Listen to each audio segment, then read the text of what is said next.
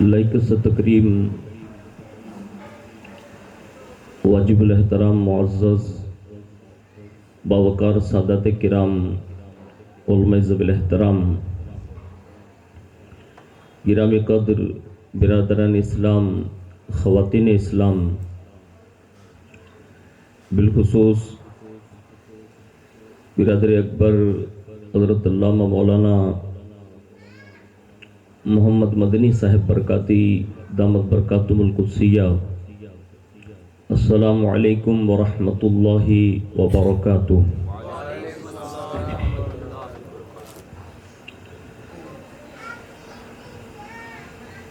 الحمد للہ رب العالمین والعاقبۃ للمتقین والصلاة والسلام علی سید الانبیاء والمرسلین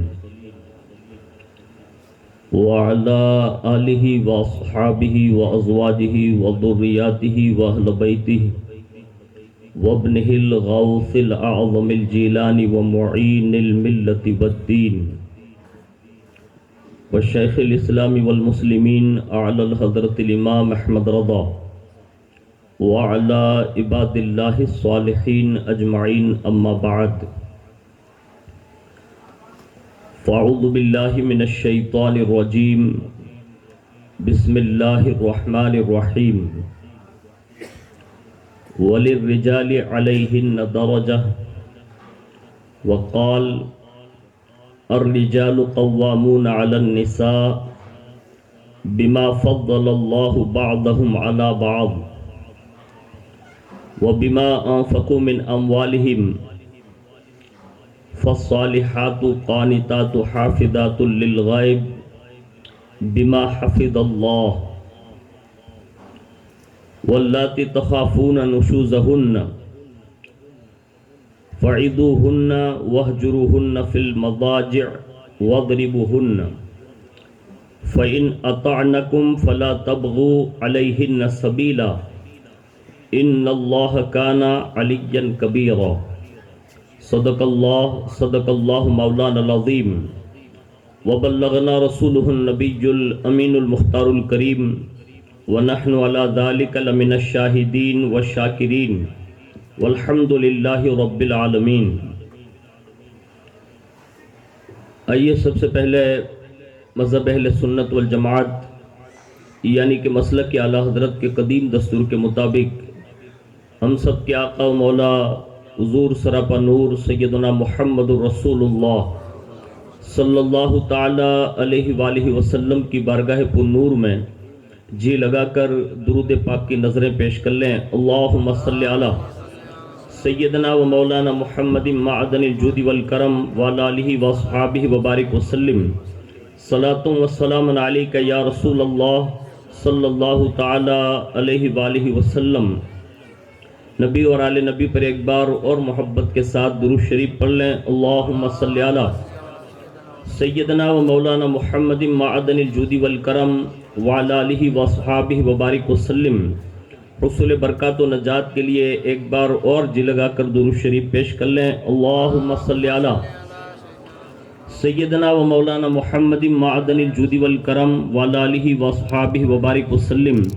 صلاۃ و سلام علیک یا رسول اللہ صلی اللہ تعالی علیہ وآلہ وسلم۔ اللہ رب العزت کی توفیق سے اور اس کے پیارے محبوب صلی اللہ تعالی علیہ وآلہ وسلم کے تصدق سے بالخصوص پیران پیر روشن ضمیر سیدنا شیخ عبد القادر جیلانی المعروف غوث الاعظم دستگیر رضی اللہ تعالی عنہ کی نگاہ عنایت سے جشن مسرت کے موقع پر ہم اور آپ شرکت کی سعادتیں حاصل کر رہے ہیں۔ اللہ رب العزت حضور غوثیت مآب رضی اللہ تعالیٰ عنہ کے صدقے میں ہماری آپ کی سب کی حاضری کو قبول فرمائیں، اور جس حاضری کے لیے اور جس مقصد کے لیے یہ محفل پاک سجائی گئی ہے، اللہ رب العزت ان تمام مقاصد کو پائے تکمیل تک پہنچائیں اور اس میں بے شمار برکتوں کا نزول فرمائیں۔ فقیر قادری اپنی گفتگو کا آغاز اس مائع ناز ہستی کی بارگاہ میں خراج پیش کرتے ہوئے یوں عرض گزار ہے، جو کسی نے ایک بیٹی بہن کی جو شان دکھائی، اس کے تحت وہ اس ذات والا صفات کی بارگاہ میں عرض کرتے ہیں کہ نبی کے نور کی برکت جناب زینب ہے، نبی کے نور کی برکت جناب زینب ہے، علی کے گھر کی شرافت جناب زینب ہے، علی کے گھر کی شرافت جناب زینب ہے، اور کہتے ہیں خدیجہ نانی کے چہرے کا عکس ہے زینب، خدیجہ نانی کے چہرے کا عکس ہے زینب، اور اپنے نانا کی سیرت جناب زینب ہے، اپنے نانا کی سیرت جناب زینب ہے، اور کہتے ہیں بچا کے لائی ہے عابد کو کربل سے، اپنے بچا کے لائی ہے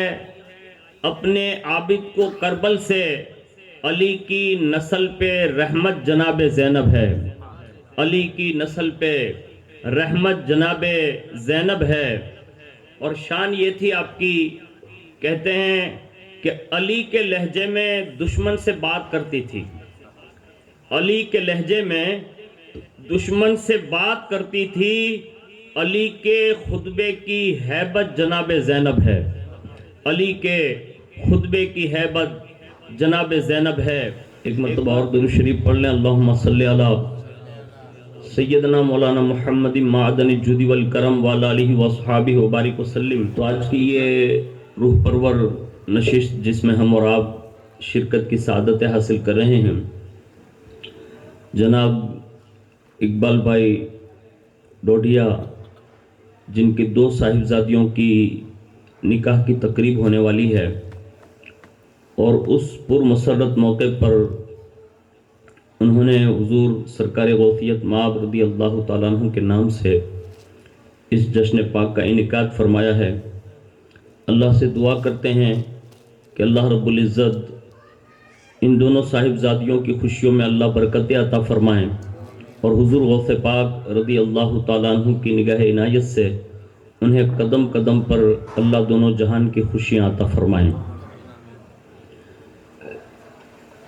ماہ ربیع الاخر کا اختتام ہوا اور جمادی الاولیٰ کی شروعات ہے، اور پوری دنیا لیول پر جہاں جہاں بھی اہل سنت والجماعت کے طبقات کے لوگ رہتے ہیں، انہوں نے پہلی تاریخ سے لے کر اختتامی تاریخ تک بارگاہ غوثیت مآب رضی اللہ تعالی عنہ میں اپنا اپنا خراج، نظر و نیاز، محفل، جلسہ جلوس، ختم قادریہ، ختم قرآن کے ذریعے انہوں نے اپنا استغاثہ پیش کیا ہوگا، اور اللہ رب العزت نے اس عظیم الشان مرد قلندر کی برکتوں سے دنیا بھر کے سنیوں کو نوازا ہے، اور اللہ سے امید ہے کہ وہ صبح قیامت تک نوازتا رہے گا۔ آج کی اس نشست میں چند گوشے جو آج ہماری آپ کی سب کی ضرورت ہے، ان پر میں گفتگو کرنے کی سعادت حاصل کروں گا، جس سے یہ احساس لے کر جائیں کہ اللہ رب العزت نے حضرت انسان کو جن حدود کے اندر مقید فرمایا ہے،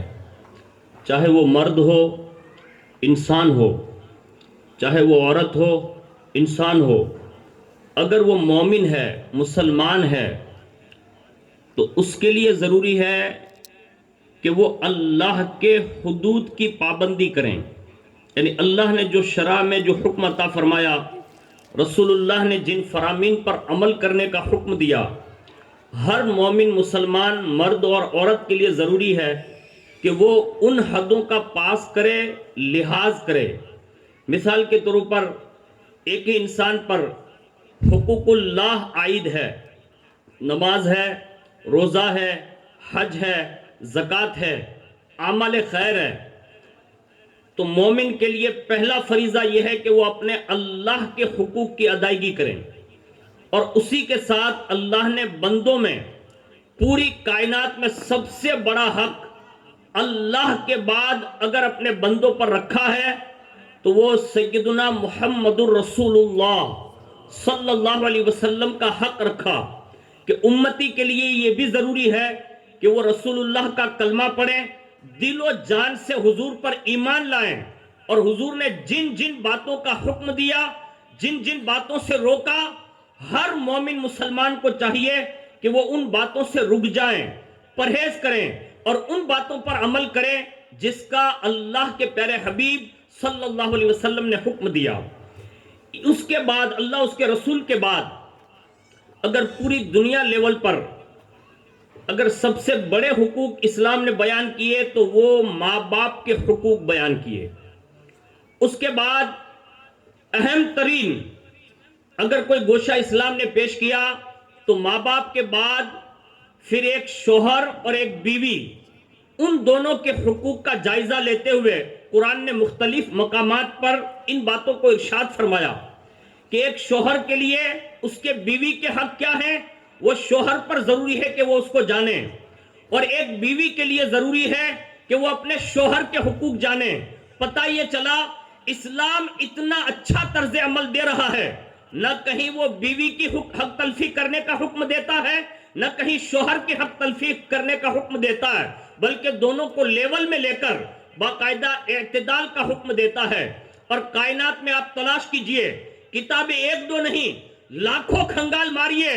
اگر سب سے بہترین حقوق کا نظام کوئی دیتا ہے تو کل بھی وہ اسلام تھا، آج بھی وہ اسلام ہے، اور قیامت تک اسلام ہی عطا فرماتا رہے گا۔ اور اس کی چند مثالیں میں آپ کے سامنے پیش کرتا ہوں، کیونکہ آج میں دو بہنوں کے نکاح میں حاضر ہوں اور کل ان کا نکاح ہے، تو میرے لیے یہ ضروری ہے کہ میں اس منصب پر بیٹھ کر اپنی بہنوں کے توسل سے دنیا بھر کی بہنوں تک یہ پیغام پہنچا دوں کہ ایک نکاح کے بعد عورت پر سب سے بڑا حق کس کا ہے۔ میں اس کو قرآن اور حدیث کے آئینے میں چند باتیں آپ کے گوش گزار کروں گا، جس سے آپ کو یہ سمجھ میں آئے گا کہ یہ نکاح کا اصل مقصد ہے کیا۔ ہمارے یہاں پوری دنیا میں ہر جگہ نکاح ایک عام رسم سمجھی جاتی ہے، لیکن اسلام ایک واحد ایسا مذہب ہے جس میں نکاح کرنا یہ بھی عبادت میں شامل کیا جاتا ہے، اور اس کی فضیلت اس حد تک بیان کر دی گئی ہے کہ اگر کوئی بغیر نکاح کے 2 رکعت نماز پڑھے تو صرف 2 رکعت نماز کا ہی ثواب ملتا ہے، لیکن اگر شادی شدہ 2 رکعت پڑھے تو اللہ اس سے 70 سے 80 رکعتوں کا ثواب عطا فرماتا ہے۔ یعنی یہ ہمارے لیے بہترین ذریعہ ہے جس کو عبادت کہا گیا، اور اس کی ایک سب سے بڑی خصوصیت یہ ہے، دنیا میں جتنی یہ عبادتیں، مثال کے طور پر نماز لے لیں، نماز اللہ نے معراج میں عطا فرمائی حضور کو، روزہ ہے زمین پر حکم دیا گیا، حج ہے زمین پر حکم دیا گیا، زکوٰۃ ہے زمین پر حکم دیا گیا، جتنی بھی عبادتیں آپ لے لیں سارے کا حکم جو ہے اس کا وجود یہ زمین پر ہے، لیکن ایک واحد نکاح ایسی عبادت ہے جو ڈائریکٹ جنت میں وجود پذیر ہوئی، اور جنت میں جانے کے بعد جب سارے جنتی جنت میں داخل ہو جائیں گے تو اس وقت نماز نہیں ہوگی، روزہ نہیں ہوگا، حج نہیں ہوگا، زکوٰۃ نہیں ہوگی، کوئی عبادت نہ ہوگی۔ اگر وہاں کوئی عبادت پھر سے وجود پذیر ہوگی تو وہ بھی نکاح وجود میں آئے گا، یعنی جنت میں بھی یہ عبادت باقی رکھی جائے گی۔ پتہ یہ چلا یہ کائنات کا وہ واحد مذہب ہے جس میں نکاح کرنا یہ عبادت ہے، اور حضور نے تو یہاں تک فرمایا کہ کوئی اگر نکاح کر لے چاہے وہ مرد ہو عورت ہو تو فرمایا اللہ اس کے آدھے ایمان کی حفاظت فرما لیتا ہے، یعنی اب آدھا ایمان جو ہے اس کو بعد نکاح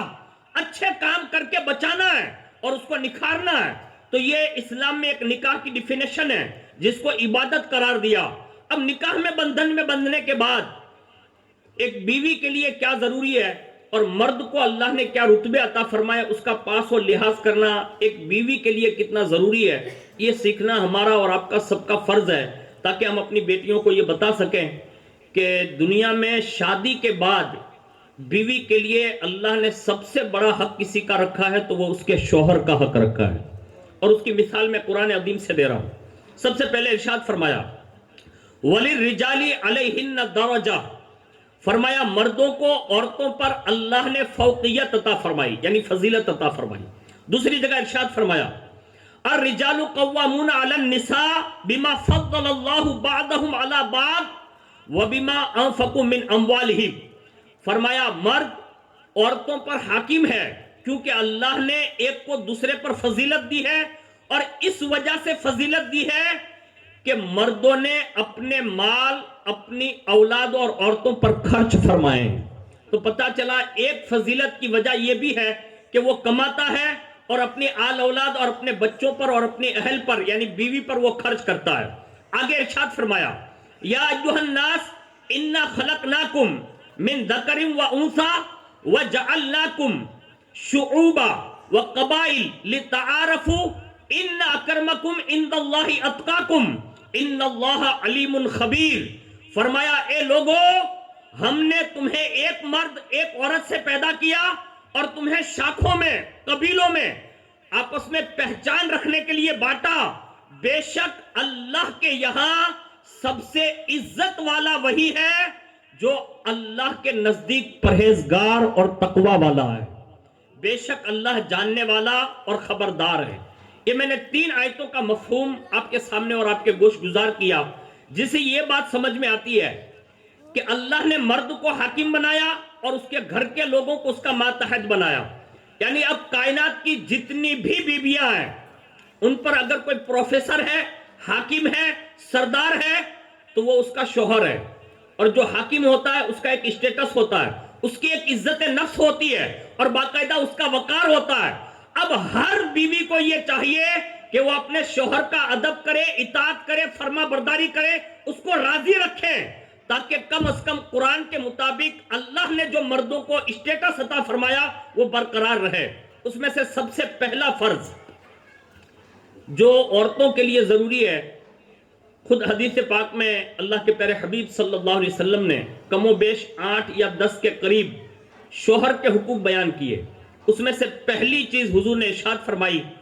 کہ ہر بیوی کے لیے ضروری ہے کہ وہ اپنے شوہر یعنی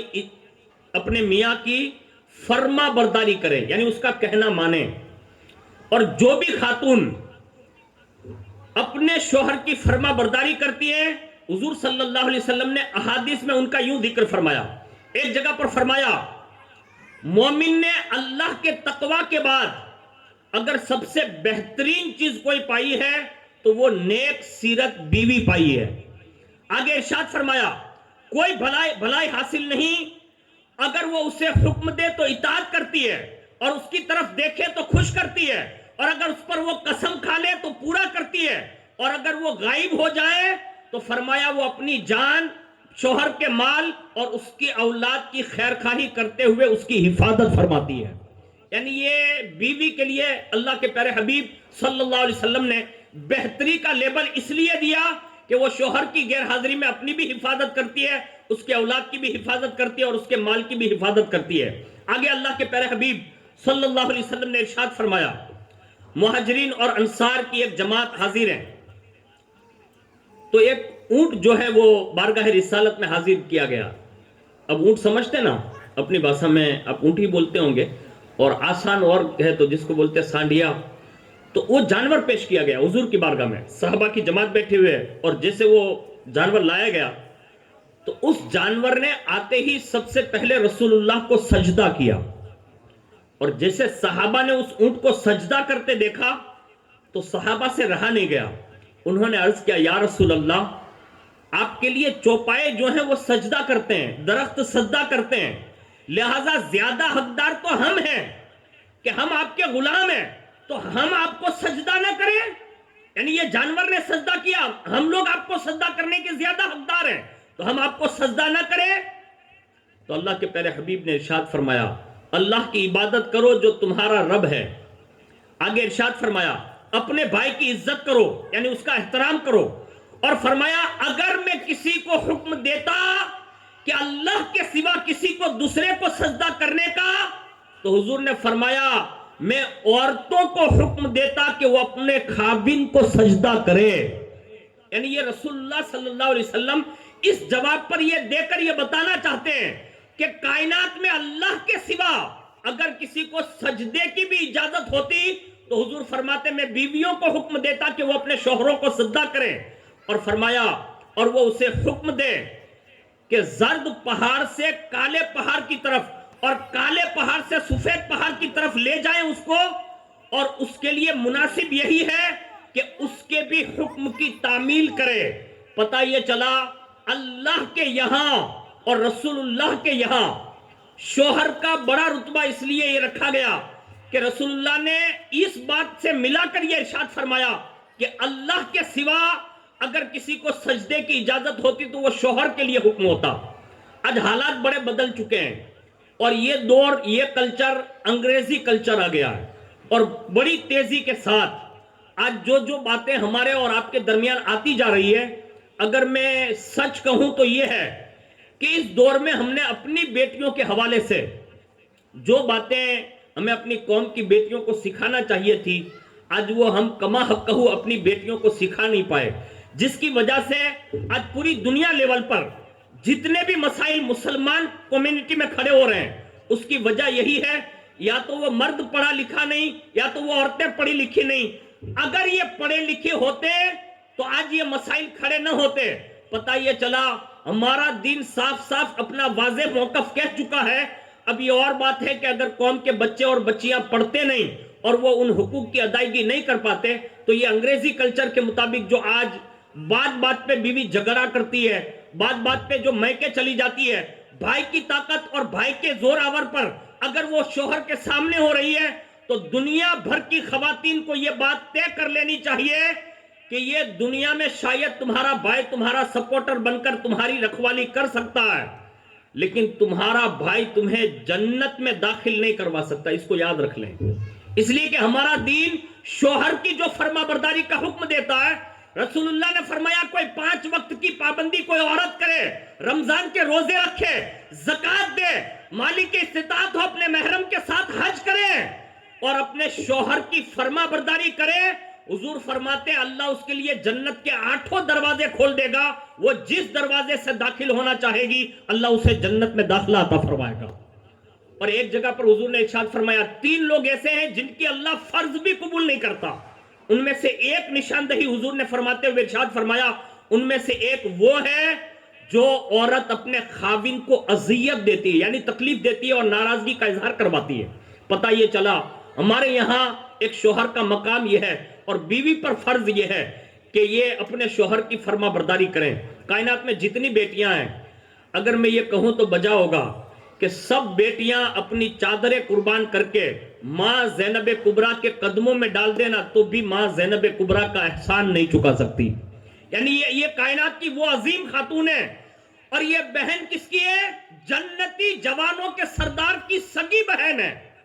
اور ان کی شکل جو ملتی تھی نا وہ ام المؤمنین حضرت خدیجہ الکبریٰ یعنی ماں خاتون جنت کی والدہ سے ملتی جلتی تھی. جب ان کا بھی نکاح ہو گیا اور حضرت عبداللہ ابن جعفر طیار کے یہاں رہنے لگی اور جب کربلا شریف کا واقعہ پیش آنے والا تھا اور امام حسین مدینہ چھوڑ رہے نا تو اپنی سگی بہن سے یہ کہا بہن تجھے بھی میرے ساتھ کربلا کے سفر پر چلنا ہے. تو اس وقت سگی بہن ہو کر بھی امام حسین سے یہ عرض کیا تھا کہا آ تو سکتی ہوں لیکن بغیر شوہر کی اجازت کے ساتھ چل نہیں سکتی. یعنی وہ خود بھی اتنی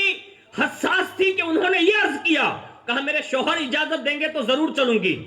اس کے بعد ان کے شوہر نے ان کو اجازت دی اور اس کے بعد وہ کربلا تک گئی. پتہ یہ چلا اگر بہن جنتی جوانوں کی بھی ہو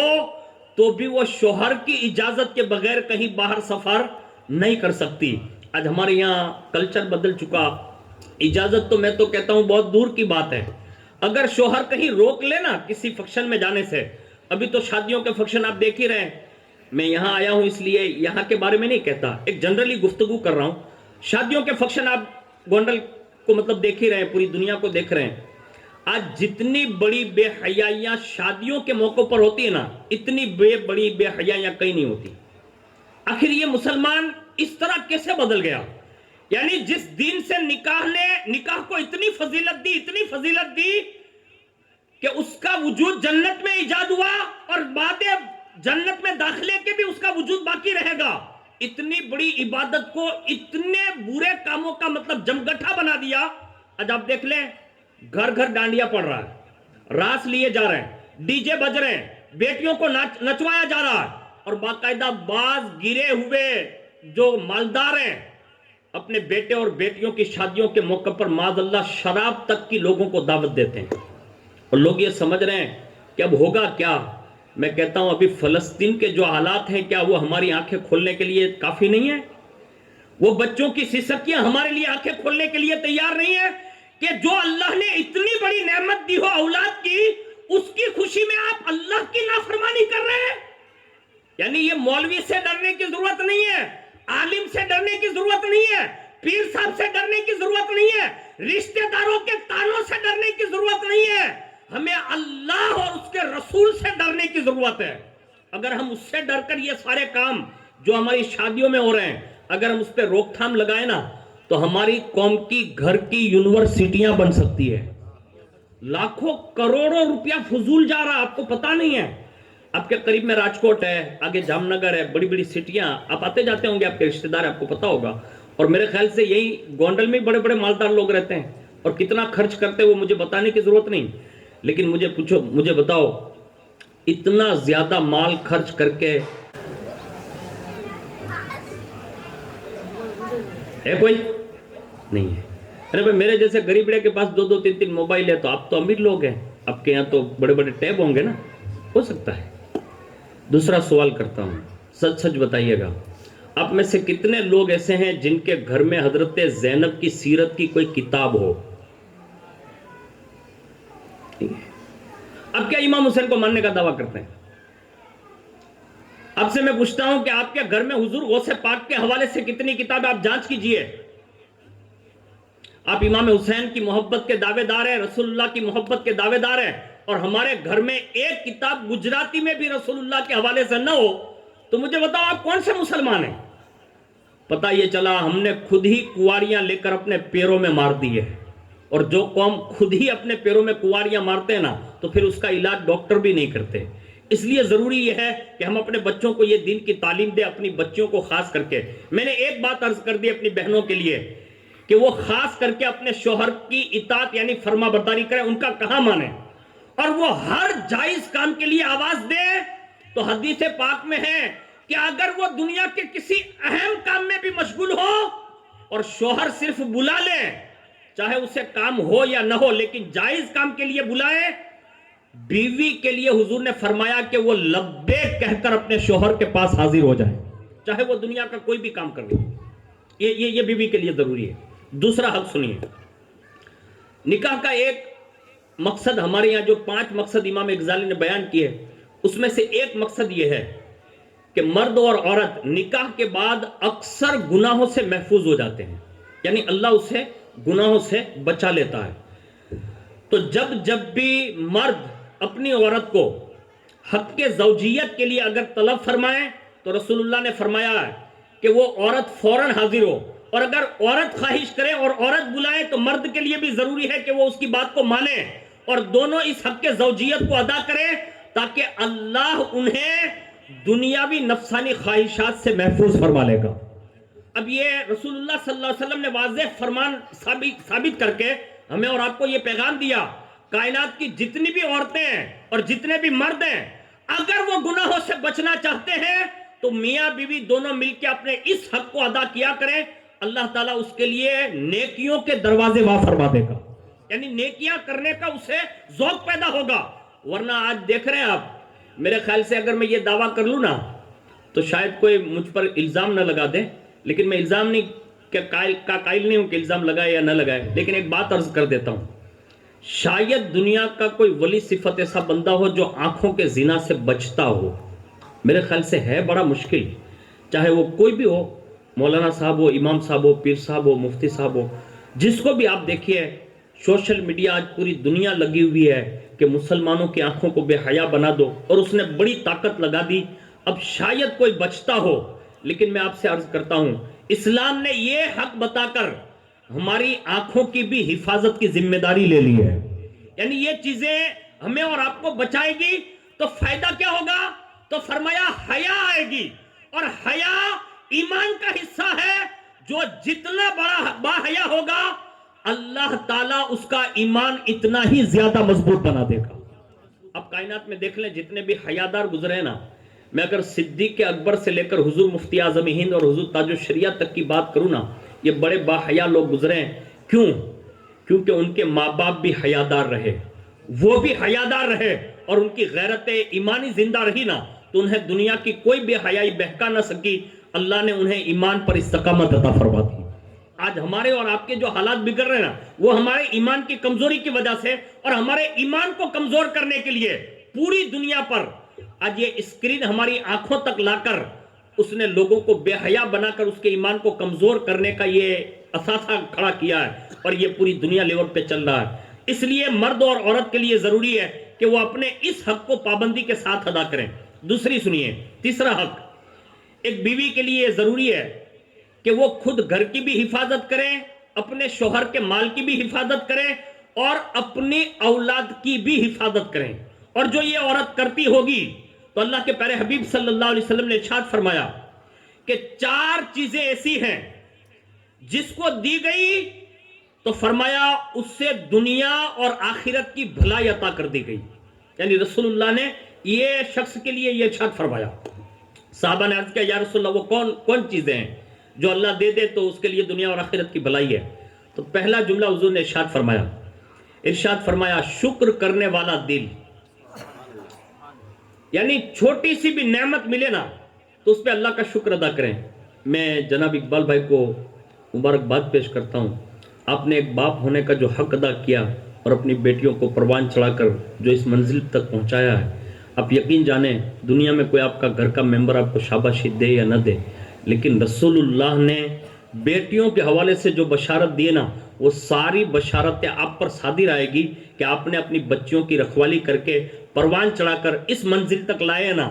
تو حضور نے فرمایا جو اپنی 2 بیٹیاں یا 3 بیٹیاں یا 1 بیٹی کی پرورش کر کے اسے نکاح کی منزل تک پہنچا دے گا، حضور نے فرمایا اس کا باپ اور میں دونوں ایسے ہی اس انگلیوں کی طرح ملتے ہوئے جنت میں جائیں گے.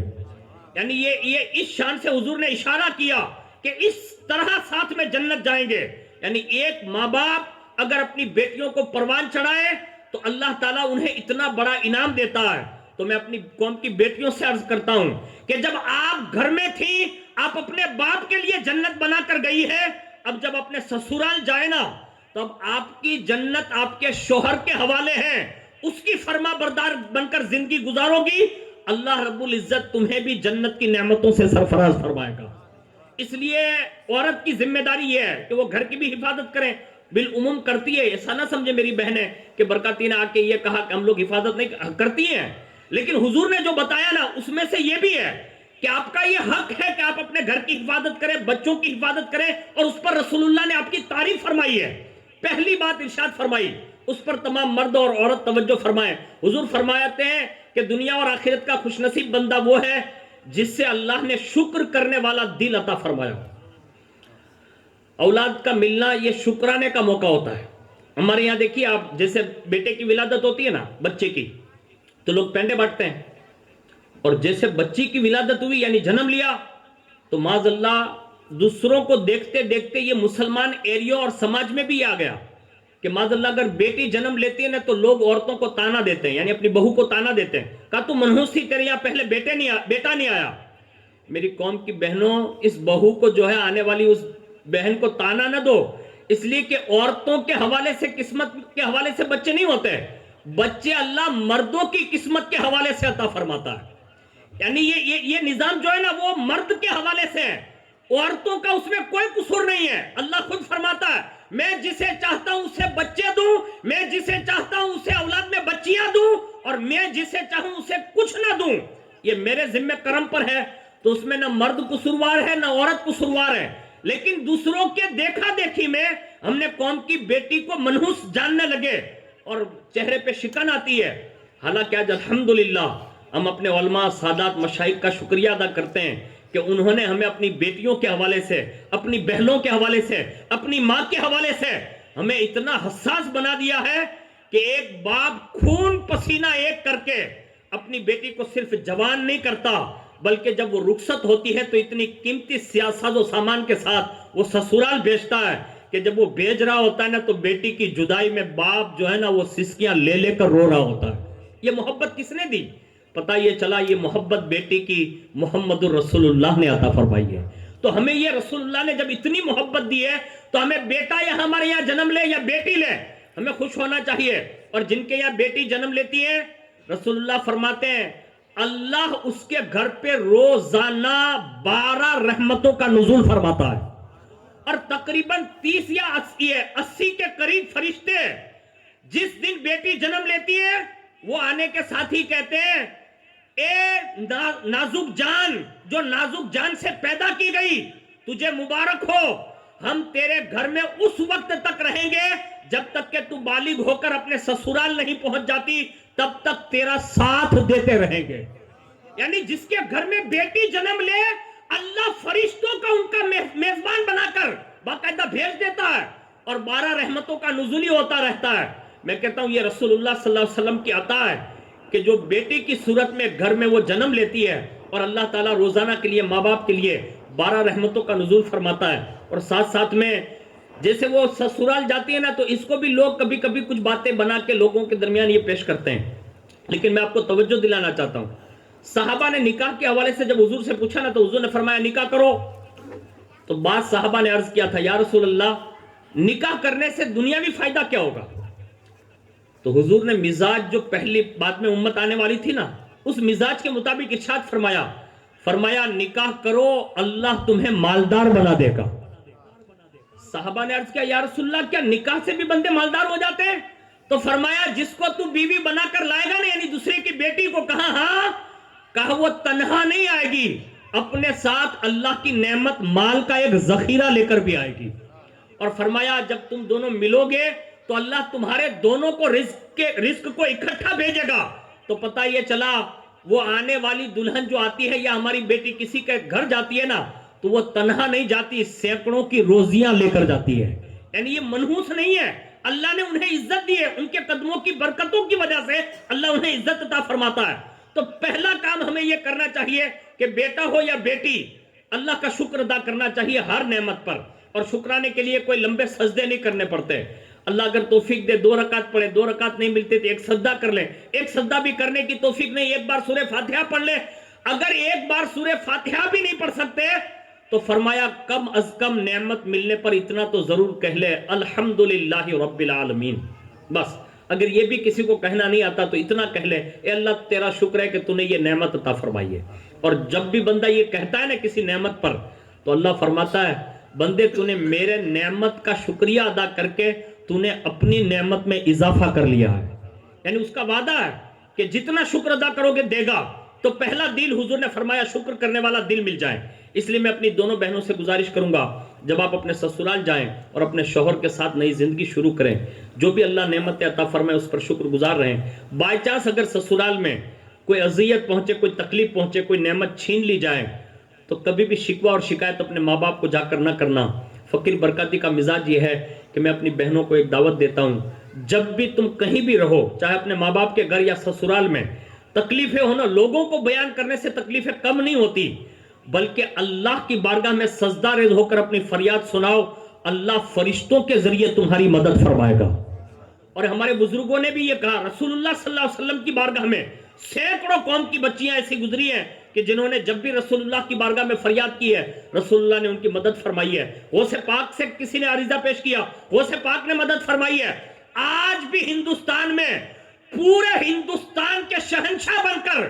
سلطان الہند غریب نواز جہاں مردوں کی سنوائی سنتے ہیں وہاں ہندوستان کی ہر خاتون کی آواز سن کر اس کی مدد بھی فرماتے ہیں۔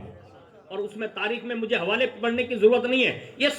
سینکڑوں مثالیں ایسی ہیں کہ جب کوئی بہن فریاد کرتی ہے تو حضور غریب نواز ان کی مدد فرماتے ہیں۔ اس لیے میری بہنوں سے گزارش ہے شکر کرنے والا دل لے کر جانا، اللہ تمہاری نعمتوں میں اضافہ فرما دے گا۔ دوسری چیز حضور نے ارشاد فرمائی کہ خوش نصیب ہے وہ بندہ دنیا اور آخرت میں جس کو دوسری یہ چیز مل جائے. صحابہ نے عرض کیا یا رسول اللہ وہ کیا ہے؟ تو فرمایا ذکر کرنے والی زبان،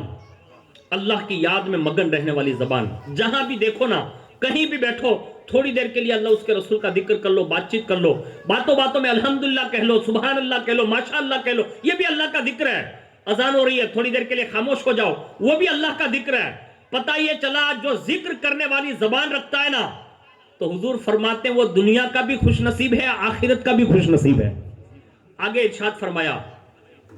تیسرا وہ بندہ کہ جب اس سے کوئی تکلیف ملے، یعنی تکلیف پہنچے، تو فرمایا وہ اس پر صبر کرے، اللہ تعالیٰ اس سے بھی خوش نصیبوں میں لکھ دے گا. اور چوتھے نمبر پر حضور نے ارشاد فرمایا خوش نصیب ہے وہ خاوند جن کو خیانت نہ کرنے والی بہترین بیوی اللہ نے عطا فرمائی ہو، یعنی خوش اخلاق ہو، حسن و عمل اور حسن و کردار کی مالکہ ہو، اور وہ نیک اور پاک اور پارسا سیرت بیوی اگر کسی کو مل جائے تو حضور نے فرمایا اللہ اسے دنیا اور آخرت کا خوش نصیب بنا دیتا ہے. یہ چار باتیں حضور نے اس معاملے میں ارشاد فرمائی. آگے بڑھ کر ایک بات عرض کر دوں. اللہ کے پیارے رسول صلی اللہ علیہ وسلم سے عرض کی گئی کہ یا رسول اللہ کائنات میں سب عورتوں میں سب سے بہتر عورت کون ہے؟ یعنی عورتوں کے الگ الگ مزاج ہوتے ہیں، اس میں بہتر عورت کون سی ہے؟ حضور نے ارشاد فرمایا سب سے بہتر عورت وہ ہے کہ جب اس پر اس کے شوہر کی نظر پڑے تو فرمایا اس کا شوہر خوش ہو جائے، اس کا شوہر اسے حکم دے تو اس کی پابندی کریں، اور وہ جان مال اور اولاد کے حوالے سے جو وہ چاہتا ہے وہ پابندی کرے، تو فرمایا یہ سب سے دنیا کی بہترین عورت ہے. یہ رسول اللہ نے بہترین عورتوں میں ان بیویوں کا شمار فرمایا جو اپنے شوہر کے ساتھ اچھے سلوک کے ساتھ رہتی ہے. چوتھا حق حضور نے ارشاد فرمایا بیوی کے لیے ضروری ہے کہ وہ اپنے شوہر کے ساتھ زندگی بھر وفا کرے، یعنی کبھی بھی بے وفائی نہ کرے،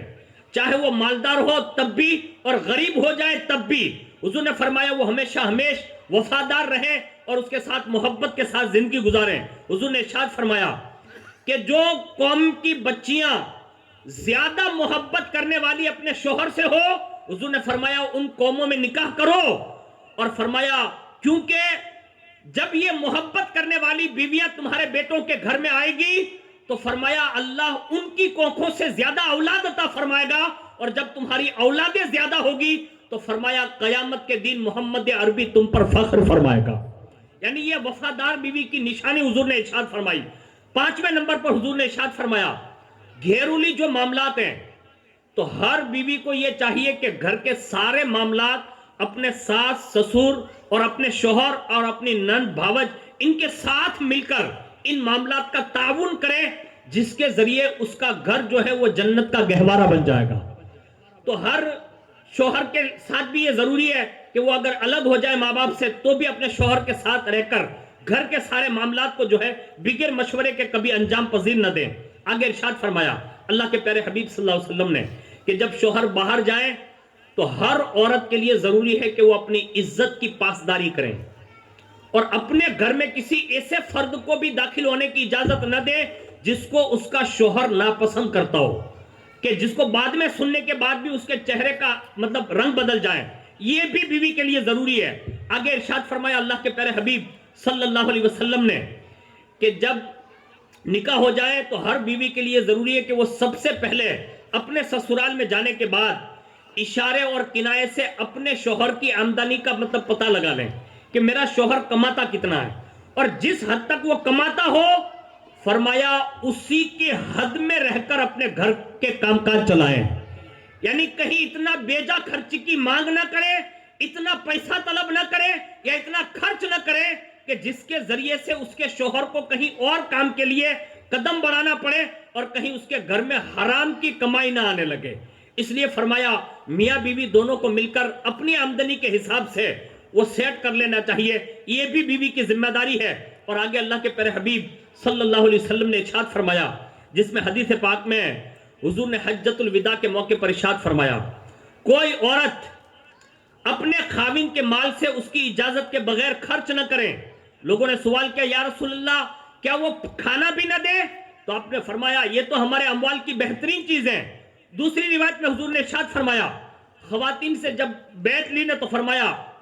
ارشاد فرمایا، ایک بلند قامت عورت آئی، اس نے عرض کیا یا رسول اللہ، ہم اپنے والدین، بیٹوں، شوہروں، ان کی 10 نگر ہیں، یعنی ان کے ہاتھ بٹاتی رہتی ہے، تو کیا ان کے مالوں میں سے ہمارے لیے خرچ کرنا یعنی حلال ہے؟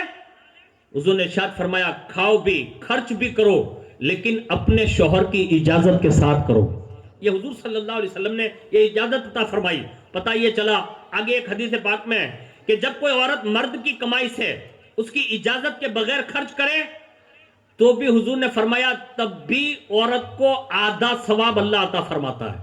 یہ حدیث پاک کا مفہوم ہے۔ پتہ یہ چلا جائز کام میں اگر آپ خرچ کرتی ہیں اور اچھے خرچ کرتی ہے تو آپ کو اجازت ہے کہ اگر آپ نے بغیر اجازت کے بھی اگر خرچ کر دیا تو اللہ اس کے رسول کی طرف سے آدھا ثواب دیا جائے گا۔ لیکن ہر عورت کو یہ ذمہ داری ہے کہ وہ اس کے حقوق میں داخل ہے کہ شوہر کی آمدنی سے زیادہ خرچ کی بات نہ کریں۔ کہیں ایسا نہ ہو کہ کوئی غریب بیچارہ جو ہے وہ اچھا خاصا دھندا کرتا ہو لیکن اس کی آمدنی سے زیادہ اگر طلب کی گئی نہ تو کہیں اس کو کوئی اور کام نہ کرنا پڑے۔ اس لیے اسلام نے یہ اصول عطا فرمائے۔ یہ تو میں نے بہنوں کے حقوق بیان کر دیے۔ اب یہ ضروری ہے کہ شوہر بھی اپنی ذمہ داری نبھائیں۔ حضور نے خود شوہروں سے مخاطب ہو کر فرمایا، جو تم پہنو وہ اپنی بیویوں کو پہناؤ، جو تم کھاؤ وہ اپنی بیویوں کو بھی کھلاؤ، اور جو تم پسند کرو وہ اپنی بیویوں کے لیے بھی پسند کرو۔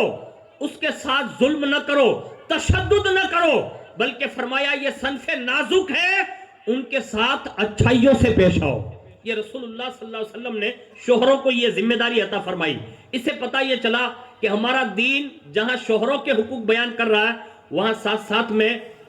یہ بیویوں کے بھی حقوق بیان کیے جو میں نے آپ کے سامنے 10 یا 8 کے قریب آپ کے سامنے پیش کر دیے۔ اسی کے ساتھ جاتے جاتے آج ہی کا یہ پہلا چاند ہے اور قریب کے مہینے میں حضور غوث پاک رضی اللہ تعالیٰ عنہ کا عظیم المرتبت مہینہ جو ہم سے رخصت ہوا، تو میں آخری اینڈ میں حضور غوث پاک رضی اللہ تعالیٰ عنہ کے حوالے سے چند باتیں عرض کر دیتا ہوں تاکہ میری یہ بہنوں کو اپنی زندگی بھر اور دنیا اور آخرت میں بھی حضور غوث پاک رضی اللہ تعالیٰ عنہ کا فیضان ملتا رہیں۔ کائنات میں جتنے بھی لوگ ہیں اس وقت اور امام مہدی تک جتنے بھی لوگ آئیں گے، اگر ان سب کا اگر کنٹرول اور نظام اللہ نے کسی کے سپرد فرمایا ہے تو وہ کائنات کی ذات ہے حضور سیدنا شیخ عبد القادر جیلانی رضی اللہ تعالیٰ عنہ۔ یعنی آج بھی آپ اسی منصب پر فائز ہیں۔ اس لیے میری جو بھی بہنیں یہاں حاضر ہیں اپنے 11ویں شریف میں نیاز کھائی ہوگی،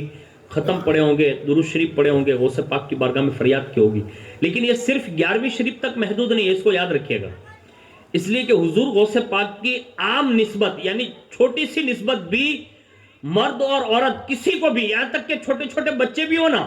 ان کو بھی نسبت ہو جائیں تو ان کو بھی بڑے مرتبے پر حضور غوث پاک پہنچا دیتے ہیں۔ اور اس سے بڑھ کر اور کیا کہوں کہ آج بھی ڈیلی سروس حضور غوث پاک امت محمدیہ میں سے 5000 لوگوں کو، معرفت الہی میں 3000 کو اور معرفت محمدی کے سمندر میں 2000 کو، ٹوٹل ملا کے 5000 کو آج روزانہ اس منزل پر پہنچاتے ہیں۔ تو پتہ یہ چلا حضور غوث پاک سے یہ بھی مانگنا چاہیے کہ حضور جیسے روزانہ 5000 لوگوں کو اس منزل پر پہنچاتے ہیں،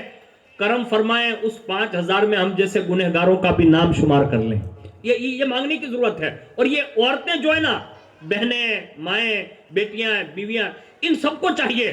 کہ وہ خالی 11ویں شریف تک محدود نہ جانیں بلکہ اپنی زندگی میں حضور غوث پاک رضی اللہ تعالیٰ عنہ کو اپنا آئیڈیل بنائیں، ان کی والدہ کی زندگی کو اپنا آئیڈیل بنائیں اور باقاعدہ حضور غوث پاک کی بارگاہ میں عرضی پیش کریں۔ اس عرضی پر مجھے ایک بات یاد آ گئی جس سے آپ کو یہ اندازہ ہوگا کہ دنیا میں کہیں بھی رہ کر کوئی بھی حضور غوث پاک کی بارگاہ میں فریاد کرتا ہے، کوئی سنے نہ سنے، شہنشاہ بغداد حضور غوث پاک سنتے بھی ہیں اور اسی وقت مدد بھی فرماتے ہیں۔ اب کتنی تیزی سے مدد فرماتے وہ سنیے۔ کائنات کی ایک بہت عبقری شخصیت ہے، سلسلہ نقشبند میں بڑا نام ہے، جسے دنیا حضرت مجدد الف ثانی علیہ رحمہ کا نام دیتی ہے۔ یہ بڑے پائے کے ولی اور اپنے زمانے کے مجدد گزرے ہیں۔ ان کے 2 بچے تھے، ان کو ایک امام صاحب پڑھانے آتے تھے، غالباً ان کا نام محمد طاہر کر کے تھا، وہ پڑھانے آتے تھے اور روزانہ پڑھانے کا معمول تھا۔ اور بچے جب درس گاہ میں آتے نا، یعنی گھر میں پڑھانے جاتے تھے، تو جیسے بچے آتے تو بڑے خوش خوشحال ہو کر آتے اور استاد بڑی شان سے انہیں پڑھاتے، سب سے بڑی نعمت تو یہی تھی کہ ایک مجدد کے بیٹوں کو پڑھانے کا شرف مل رہا تھا، تو یہ سوچ کر بڑی شان سے پڑھاتے تھے۔ ایک دن عجیب اتفاق، بچے جو درس گاہ میں آئے نا تو منہ اترے ہوئے، تو فرمایا کیا اماں جان نے یا والد صاحب نے کچھ ڈانٹا؟ تو کہا نہیں۔ کہا تو؟ کہا آج ہم نے اپنے والد صاحب سے ملاقات کی نا تو روزانہ آپ کی بارگاہ میں آنے سے پہلے والد صاحب سے مل کے آتے تھے۔ تو کہا ہاں۔ کہا آج جب آئے نا تو والد صاحب غمگین بیٹھے ہوئے تھے، ہم نے پوچھا کہ آپ غمگین کیوں ہیں؟ تو انہوں نے فرمایا کہ بیٹے جو تمہیں استاذ پڑھانے آتے ہیں نا، کہا ہاں۔ کہا لوح محفوظ میں نے ان کی تقدیر پڑھی ہے اور ان کی تقدیر میں شقاوت لکھی ہے، یعنی جہنمی لکھا ہوا ہے۔ تو جب والد صاحب غمگین تھے آپ کی جہنم کو دیکھ کر، شقاوت کو دیکھ کر، تو ہم لوگ بھی غمگین ہو گئے کہ ہمیں پڑھانے والا استاذ جہنم میں چلا جائے گا۔ لیکن اس زمانے کے بڑے لوگ تھے، بڑے دلیر لوگ تھے، فوراً ارشاد فرمایا بچوں اس میں گھبرانے کی ضرورت نہیں۔ کہ آپ کو ڈر نہیں لگتا کہ آپ کا نام جہنم میں لکھا ہوا لوح محفوظ میں؟ تو کہا کس نے دیکھا؟ کہا ہمارے بابا نے دیکھا۔ تو کہا جب تمہارے بابا زمین پر بیٹھ کر لوح محفوظ میں میری جہنم دیکھ سکتے ہیں تو طاہر کا عقیدہ یہ ہے کہ وہی مجدد پاک زمین پر بیٹھے بیٹھے میری جہنم مٹوا کر جنت لکھوا بھی سکتے ہیں۔ یعنی یہ اعتقاد ہونا چاہیے۔ آج ہم اور آپ جو ہے نا، یہ منصوری لوگ ہیں، میمن لوگ ہیں، گانچی لوگ ہیں، پٹھان لوگ ہیں، سمرا لوگ ہیں، سندھی لوگ ہیں، فقیر ہیں، جتنے بھی لوگ ہیں سب 11ویں مناتے ہیں، پوری دنیا منا رہی ہے، لیکن ہمارا اعتقاد خالی نیاز تک رہ گیا۔ اس سے آگے،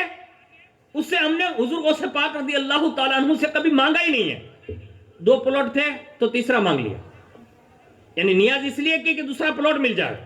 2 دکانیں تھی تیسری مل جائے، 4 گاڑیاں تھی تو 5ویں مل جائے، 1 کارخانہ تھا دوسرا، یعنی ہم نے دنیا طلب کی، جنت اور دوزخ کے حوالے سے کبھی کوئی سوال نہیں۔ سوچئے تو صحیح، آج میں اور آپ سب ہیں، آپ دیکھیں نا پوری دنیا لیول پہ جتنے لوگوں نے 11ویں شریف بنائے، آپ خالی ان سے پوچھئے کہ آپ نے غوث پاک سے اس مہینے میں کیا مانگا؟ بہت مشکل ہے، لوگ بتا بھی نہیں پائیں گے میرے خیال سے، کیونکہ ان کی نیتوں میں ہوتا ہی نہیں کچھ بھی۔ اس لیے یہ اس دور کے لوگ بتا رہے ہیں۔ مجدد پاک کے بارے میں ان کا اعتقاد یہ تھا کہ یہ جہنم مٹا بھی سکتے، جنت لکھوا سکتے ہیں۔ کہا بچوں جاؤ اپنے بابا کے پگ پکڑ لو، یعنی پیر پکڑ لو، اور کہو دعا کر دو اللہ جہنم کو مٹا دے اور جنت لکھوا دے۔ بچے دوڑے دوڑے گئے، استاذ کے لیے کام تھا نا، پیر پکڑ لیے۔ مجدد پاک نے فرمایا کیا بات ہے بچوں؟ کہا ہمارے استاد کی آپ نے جہنم لکھا ہوا دیکھا نا؟ کہا ہاں۔ کہا آپ سے عرض ہے جو تمہارے بچوں کو پڑھائے وہ جہنم میں جائے آپ کو اچھا لگے گا؟ تو کہا نہیں بیٹا، قطعاً نہیں۔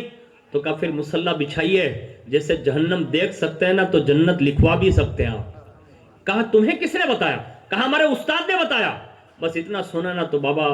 بیٹوں کے سامنے سلنڈر ہو گئے اور فوراً مصلی بچھایا، اللہ کی بارگاہ میں عرض کی، اور جیسے عرض کی نا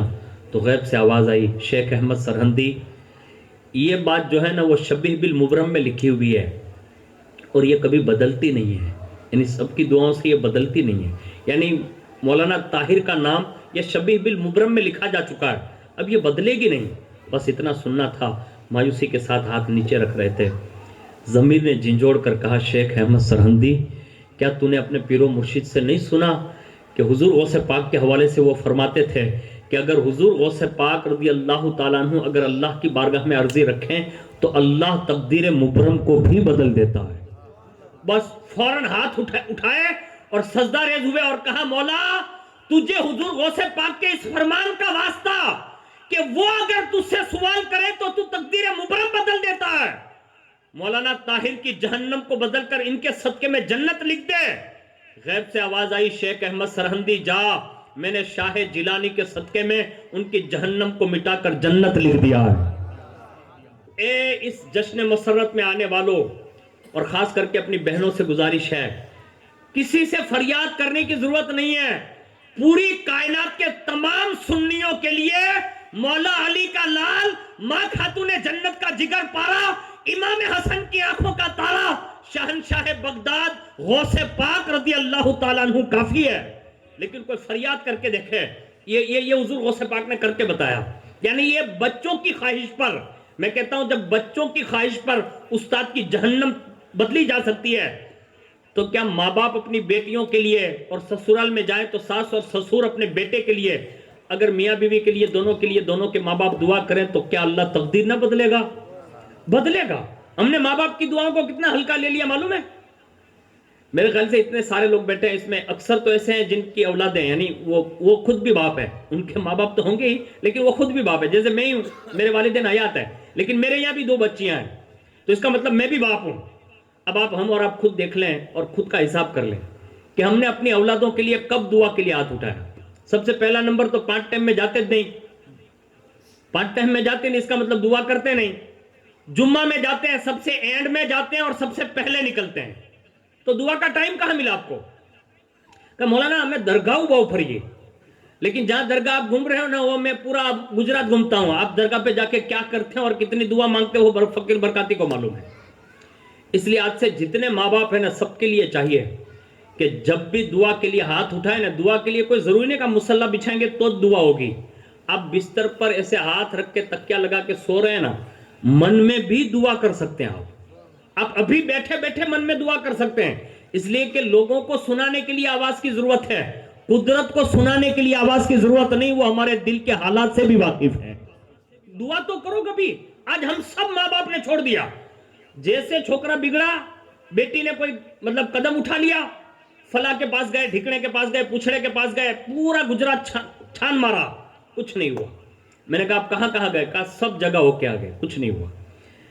اگر اس بھائی سے پوچھو نا کہ آپ نے اپنے بیٹے کے لیے کبھی دعا کی، تو میرے خیال سے مشکل ہے، کوئی دعا نہیں کرتا۔ دعا میں اتنی طاقت ہے، اتنی طاقت ہے کہ رسول اللہ فرماتے ہیں کہ دعا تقدیروں کو بدل دیتی ہے، اور کتنی بڑی تقدیر۔ اب یہ تو میں نے حضور کو سفر کروں ورنہ ملتوی کر دوں۔ شیخ حماد نے ارشاد فرمایا، کہا بھائی تیرا سفر کرنا مناسب نہیں ہے۔ کہا کیوں؟ کہا مجھے لوح محفوظ سے یہ پتا چلا ہے کہ تو یہ سفر کرے گا نا تو قتل کر دیا جائے گا، یعنی اتنا بڑا نقصان ہونے والا، مال لوٹ لیا جائے گا، وہ تو الگ ہے، تیری جان بھی جا سکتی ہے۔ تو اس نے کہا کہ ٹھیک ہے حضور، باہر نکل گیا وہ۔ اب پیر صاحب نے کہا تھا، باہر نکلا نا تو فرماتے ہیں جیسے میں راستہ چل رہا تھا شیخ حماد کے گھر سے نکل کر، تو میری قسمت کا ستارہ بلند ہوا کہ سامنے سے حضور غوث پاک نظر آ گئے، یعنی چل کر آ رہے ہیں، اور جیسے غوث پاک سے میری ملاقات ہوئی، میں نے دست بوسی کی، ہاتھ چوما، اور اس کے بعد میں نے وہی عرض کیا، میں نے کہا حضور اگر آپ اجازت دے تو میں سفر پہ جانا چاہتا ہوں۔ پیر صاحب سے تو اجازت لی تھی، پیر صاحب نے تو لوح محفوظ بتا ہی دیا تھا، لیکن پیرا نے پیر سے کہا حضور اگر آپ اجازت دے تو سفر کروں؟ تو آپ نے فرمایا جاؤ سفر کرو، صحیح سالم مال کے ضائع ہوئے بنا اللہ تمہیں واپس بغداد تک پہنچائے گا۔ یعنی وہاں یہ کہہ دیا شیخ حماد نے، اور شیخ حماد کی میں ہجو نہیں اڑا رہا ہوں، یہ بہت بڑے شیخ ہے جہاں حضور غوث پاک رضی اللہ تعالیٰ عنہ نے بھی سب سے پہلے قیام کیا، لیکن شیخ حماد نے کہا تھا کہ سفر مت کرنا، یہاں غوث پاک فرما رہے ہیں کہ سفر کرو، مال بھی ضائع نہیں ہوگا، صحیح سالم بغداد تک واپس پہنچا دیے جاؤ گے۔ اور فرمایا 700 دینار کا مال لے کر جا رہے ہو، ہزاروں دینار کا بیچ کر واپس پلٹو گے، یعنی یہ ارشاد فرما کر انہیں رخصت کیا۔ وہ فرماتے ہیں میں نے سفر کیا، ملک شام تک گیا، اور ملک شام میں جو میں مال لے کر گیا تھا نا، اتنی بکری ہوئی کہ ڈبل قیمت ملی، اور میں بڑے مال کے ساتھ یعنی پیسے کے ساتھ واپس ہوا۔ فرماتے واپس ہوتے ہوتے میں ایک سرائے میں ٹھہر گیا، یعنی مسافر خانے میں، وہاں مجھے ایک حاجت ہوئی، میں حاجت کے لیے داخل ہوا، اور 1000 دینار جو میرے پاس تھیلی پڑی تھی نا، وہ میں نے ایسے کھانے میں تاک میں رکھ دی، اور اس کے بعد حاجت سے فارغ ہو کر میں باہر نکل گیا نا، تھیلی وہاں میں بھول گیا اور اپنے ڈیرے پر آ گیا، سو گیا، اور جیسے میں مسافر خانے میں سویا، وہ فرماتے میں خواب دیکھ رہا ہوں کہ قافلے پر ڈاکوؤں نے حملہ کر دیا، سارا مال لوٹ کر لے گئے، اور یکے بعد دیگرے سب کو قتل کر رہے ہیں، ان میں سے ایک نے آ کر ایک خنجر مجھ پر بھی مارا، اور جیسے اس نے مجھ کو مارا تو میں بیدار ہو گیا، یعنی سپنا دیکھ رہا تھا وہ، آپ فرماتے میں بیدار ہو گیا، اور میں نے نیند سے کھڑے ہو کر گھبرا کر جیسے دیکھا نا، تو باقاعدہ میری گردن پر ایسے میں نے ہاتھ گھمایا نا، تو خون کے اثر تھے، یعنی قطرے تھے، میں نے اس کا اثر دیکھا۔ میں جلدی سے گیا، اور جہاں میں گیا نا حاجت کے لیے گیا تھا، وہاں جا کر میں نے اپنے ہاتھ پیر دھوئے اور خون وغیرہ جو لگا تھا اس کو صاف کیا، لیکن وہاں پہنچتے مجھے وہ اپنا مال یاد آ گیا، میں نے واپس لیا، اور اس کے بعد وہاں رکا، اور صبح ہوئی، قافلہ جب بغداد شریف میں پہنچا نا، تو فرماتے سب سے پہلے میرے پیر و مرشد شیخ حماد سے میری ملاقات ہو گئی، یعنی سامنا پیر صاحب کا ہوا، اور جیسے پیر صاحب سے ملاقات ہوئی تو فوراً فرمانے لگے، اللہ والے لوگ ہوتے تھے دل کے راز جانتے تھے، فرمایا جا پہلے شیخ عبد القادر جیلانی سے ملاقات کر لے، یعنی غوث پاک سے ملاقات کر لے۔ کہا حضور کیوں؟ کہا میں نے جو کہا تھا وہ حق تھا، میں نے جو کہا تھا وہ سچ تھا، تیرا مال بھی لوٹا جاتا اور باقاعدہ تو قتل بھی کر دیا جاتا، لیکن تیری ملاقات غوث پاک سے ہوئی اور غوث پاک نے جب یہ کہہ دیا جا تو بھی بچا لیا جائے گا، تیرا مال بھی بچا لیا جائے گا۔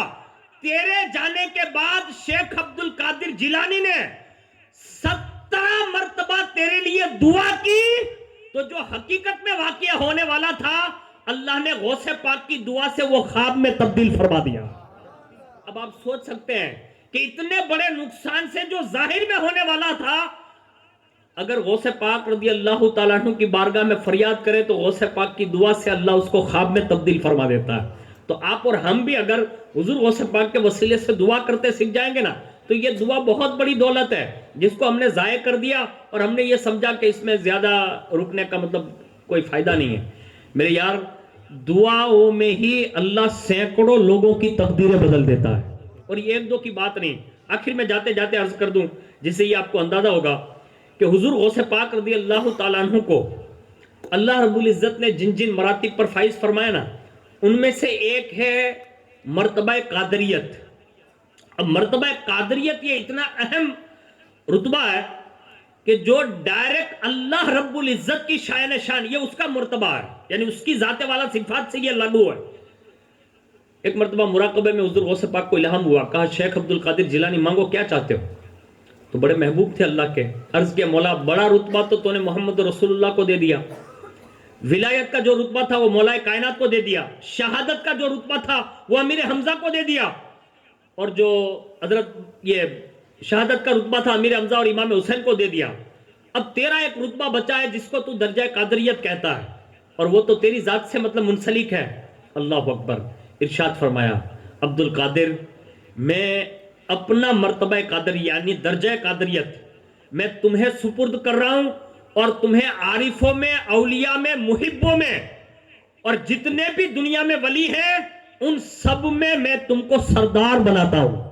اور تمام اولیاء ابدال اوتاد کا بادشاہ بناتا ہوں، اور تمہیں مرتبہ قادریت عطا فرما رہا ہوں۔ اور جب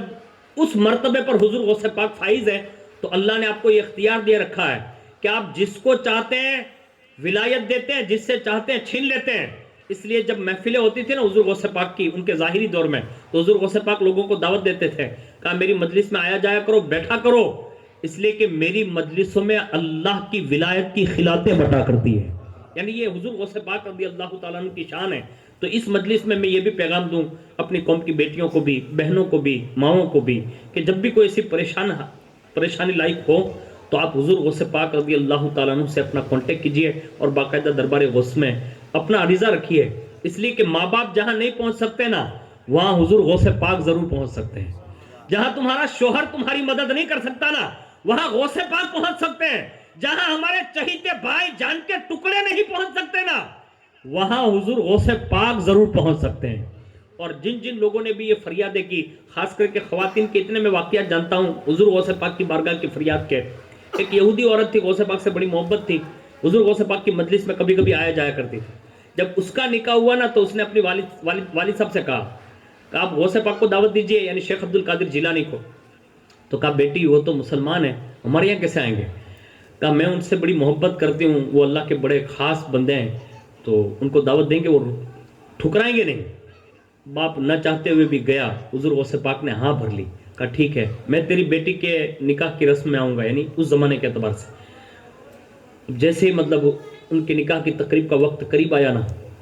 تو عجیب اتفاق کی واقعہ ہوا اس میں، اس بارات کے آنے کے وقت دلہا کو وہ ڈاکوؤں نے لوٹا اور بارات کو لوٹا، اور باقاعدہ اس میں جو قتل و غارت ہوئی نا اس میں دلہا بیچارہ مارا گیا۔ وہ بارات جو خوشیوں کے ساتھ آنے والی تھی نا وہ غم میں تبدیل ہو گئی، اور پورے گھر میں مطلب سناٹا چھایا ہوا ہے۔ اور جب وہ لوگ باراتی لوگ آئے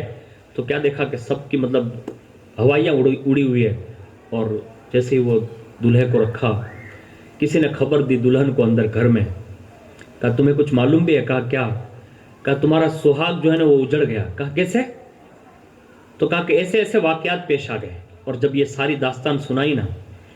تو بیٹی اپنے باپ کو بلاتی ہے یعنی باہر سے، کہا میرے باپ کو بلاؤ۔ جب باپ اندر گیا نا تو وہ یہودی ہو کر کہتی ہے کیا شیخ عبد القادر جیلانی آ چکے ہیں؟ یعنی اس کا اعتقاد تو دیکھیے حضور غوث پاک پر۔ کہا کیا شیخ عبد القادر جیلانی آ چکے ہیں؟ کہا نہیں۔ کہا جلدی کرو انہیں بلا لو۔ اور جیسے اس کا باپ گیا نا وہ بلا کر لایا، اور حضور غوث پاک جیسے اس کے مطلب اسٹیج پر پہنچے نا تو لوگوں نے داستان سنائی، اور جو سامنے سب رکھا ہوا تھا نا اس کو کھول کے دکھایا، کہا حضور یہ میری بیٹی ہے نا، وہ آپ کی چاہت تھی، آپ سے بڑی عقیدت تھی، لیکن اس کی خوشیاں غم میں تبدیل ہو گئی۔ قربان جائیں حضور غوث پاک کی عظمتوں پر۔ حضور غوث پاک مسند سے نیچے تشریف لائے، اور جو لاش رکھی ہوئی تھی نا اس کی چادر ہٹائی، ہاتھ رکھا اور قم باذن اللہ کہا، اللہ نے دوبارہ اس دلہے کو جان عطا فرما دی۔ وہ کھڑا ہوا اور باقاعدہ ایک خوشی کی لہر دوڑ گئی، اور حضور غوث پاک نے ارشاد فرمایا اب تمہاری جو رسم ہے اس کو ادا کیجئے۔ اور جیسے یہ کہنا چاہا نا تو دلہے کا باپ بھی آگے بڑھا، دلہن کا باپ بھی آگے بڑھا۔ کہا حضور اب یہ رسم جو ہے نا وہ ہمارے مذہب پر ادا نہیں ہوگی۔ کہا تو؟ کہا پہلے اسلام قبول کروائیے، مسلمان بنائیے، کیونکہ آپ نے ہم پر اتنا بڑا احسان کیا ہے کہ آپ نے ہماری سراسر غموں کی دنیا کو پھر سے خوشیوں میں تبدیل کر دیا ہے۔ کلمہ پڑھائیے، سب کو مسلمان بنائیے۔ اور اب ہمارا پادری نکاح نہیں پڑھائے گا، شیخ عبد القادر جیلانی نکاح پڑھائیں گے۔ یعنی یہ حضور غوث پاک نے اپنے زمانے میں دوسروں کی بیٹیوں کے لیے یہ خوشیوں کے مواقع پر باقاعدہ ان کے غم آ چکے تھے، اس میں خوشیاں دے دی ہے۔ میں کہتا ہوں جب دوسروں کے لیے اتنی خوشیاں بانٹ سکتے ہیں تو کیا وہ اپنے غلاموں کی بیٹیوں کے لیے اور اپنی کنیزوں کے لیے خوشیاں نہیں دے سکتے؟ ضرور دے سکتے ہیں، لیکن اس کے لیے ہمیں احتیاط کرنا ہوگا۔ بہنوں سے خاص گزارش ہے، میں کوئی خاص نصیحت کرنے والا بندہ تو نہیں ہوں، لیکن آپ سے عرض ہے، آپ بہن ہیں، بیٹی ہے، ماں ہیں یا بیوی ہے، جس منصب پر بھی آپ فائز ہیں، کوشش کیجئے کم از کم اپنے بالوں کا پردہ کرتے تھوڑا سیکھ جائیے، بس اس لیے کہ یہ جو ہے نا یہ سر کے بال، اس کے حوالے سے لکھا ہے کہ اگر گھر میں بھی عورت بے پردہ اگر رہے گی تو اللہ کے رحمت کے فرشتے اس گھر سے غائب ہو جاتے ہیں۔ اسی وجہ سے تمہارا شوہر رات دن محنت کر کے جو پیسہ کماتا گھر لاتا ہے نا، تمہاری بے پردگی کی وجہ سے اس پیسے میں سے برکت ہٹا لی جاتی ہے۔ اس لیے قوم کی بیٹیاں خاص کر کے، اور ہمارے یہاں تو فیشن نکل چکی ہے، پوری دنیا لیول پہ چل رہی ہے، یہاں سمرا سماج میں یا یہاں کے سماج کے لیے نہیں کہہ رہا ہوں، پوری دنیا میں شادی میں جتنی بے پردگی ہو رہی ہے نا اتنی کہیں نہیں ہوتی۔ میں کہتا ہوں اپنی بہنوں سے اللہ کے لیے کوشش کیجئے، یہ نہ کسی مولوی صاحب کا حکم ہے، یہ نہ کسی امام صاحب کا حکم ہے، بلکہ اللہ اس کے رسول کا حکم ہے۔ آپ اگر پردے سے رہو گی نا، یعنی کم از کم اپنے بال اس کو چھپا کر رکھو گی اور اچھا موٹا لباس پہن کر اپنے جسم کی نمائش سے بچتے ہوئے زندگی گزارو گی نا، تو اللہ، تم اگر بیٹی ہو تو تمہارے باپ کے گھر میں برکت دے گا، اگر تم بہن ہو تو تمہارے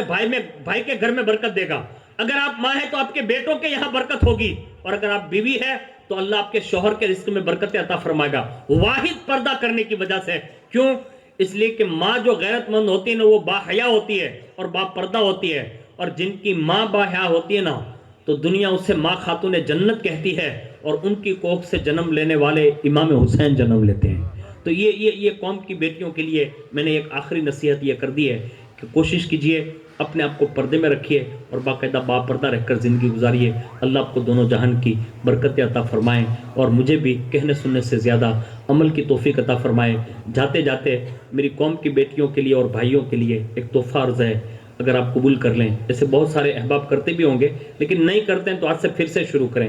جمعہ الاولیٰ شروع ہو چکا ہے اور آج سے یہ کام کریں، اللہ سے بعید نہیں ہے۔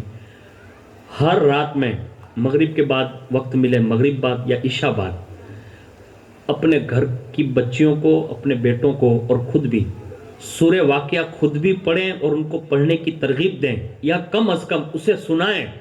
اس لیے کہ کائنات میں حضور نے فرمایا پورے قرآن میں سورہ واقعہ جس گھر میں پڑھی جاتی ہوگی اللہ اس گھر میں کبھی محتاجی کو داخل نہیں ہونے دے گا،